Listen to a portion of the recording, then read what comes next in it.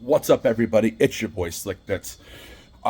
This one's going to take just a second. I wanted to get on here real quick to talk about probably one of the most important things we have in America, period, today, ever. One thing that seems to be coming under fire today is the First Amendment, freedom of speech. Now, I am a huge freedom of speech person, and I believe that all speech needs to be protected. I think people need to have a voice, and you're going to have people, there are people out there right now that think, no, not all speech should be protected. Hate speech, blah, blah, blah, what they believe. Here's the slippery slope to this, folks, and this is a small piece of history that you need to realize. I live in Arkansas. Now, I didn't grow up here. My family's not from the South, and yes, this is definitely the South, and there was Confederation and all that craziness that went on in the state decades ago. However, in our history, in American history, yes, we all know that in the 1940s, 50s, the segregation and all this different stuff went on. You're wondering where I'm going with this. If it was not for the First Amendment and freedom of speech, we would not have the America that we have today. Back then, you figure in the 1930s, 40s, 50s, into the 60s, we had a lot of areas in this very area that I'm in right now where black people couldn't sit at the same tables. African Americans could not drink from the same water fountains or even use the same bathrooms. Pretty mind-blowing to even think about that, knowing that we live in 2025. But we had leaders. We had people stand up in America and come up and speak out for equality and against hatefulness and against injustice. And if it wasn't for that First Amendment, great leaders of America like Dr. Martin Luther King could have never spoke and used his words and used his passion to help drive America into a better society. He died for his speech. That man died. We had many. Guys like Malcolm X also stood up to try to fight for equality. We've had men like, John F. Kennedy and multiple others that it took in the 50s and the 60s and even in the 70s, all the way up to guys like Harvey Milk that fought for gay rights in the San Francisco area. People are still standing and trying to fight today. That is protected speech. Are there people going to be out there that say things that we don't agree with? Yes, 100%. Do we shut them down? No. Because in the First Amendment, all men are given the equality of speech, the ability to speak, even at platforms.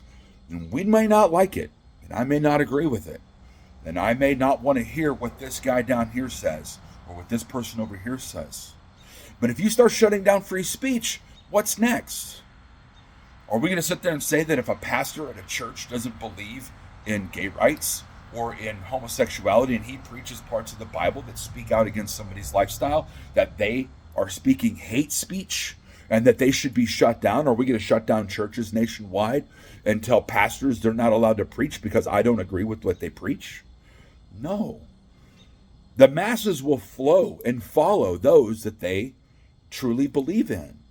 Leaders, we've seen cults over the years. We've seen masses that come out that are hateful, could be bigoted or racially driven on either side. Some of them have led to riots and some of them led to revolution. But without freedom of speech, we can't do what we do on a daily basis.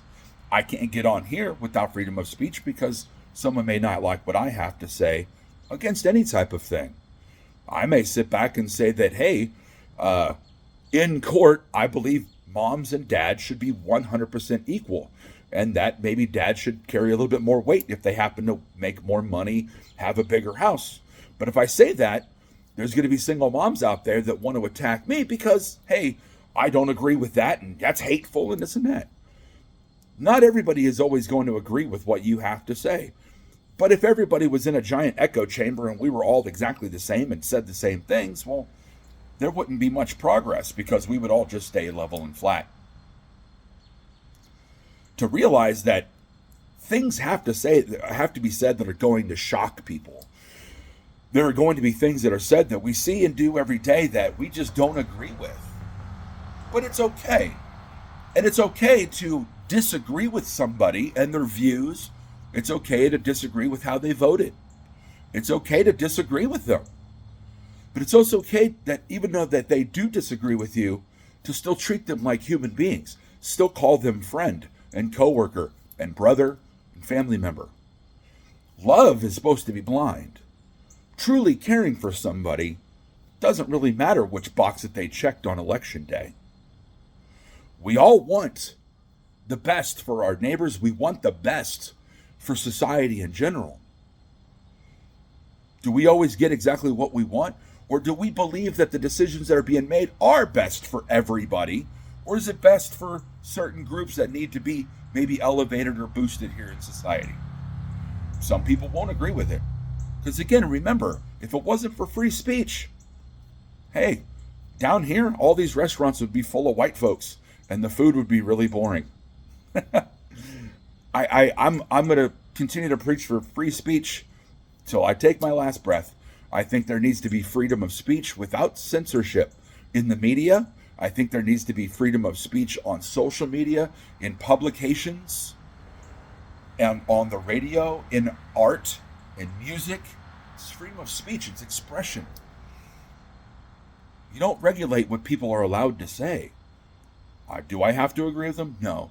Can you find some of what people say vile and disgusting and gross and not want it brought into your household to be shared amongst your family members and your kids and stuff?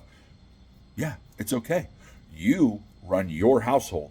You are the one who regulates your home. And no, we shouldn't be allowed to be forced to inundate different ideologies into our home if we don't feel that it is safe, if we don't feel that it is positive and encouraging. You can sit there and fight all you want and sit there and say that certain groups should not have a voice and they should be shut down. Some of them even talked about being attacked or murdered and stuff, which is ultimately exactly what the people you're hating on were trying to do to begin with.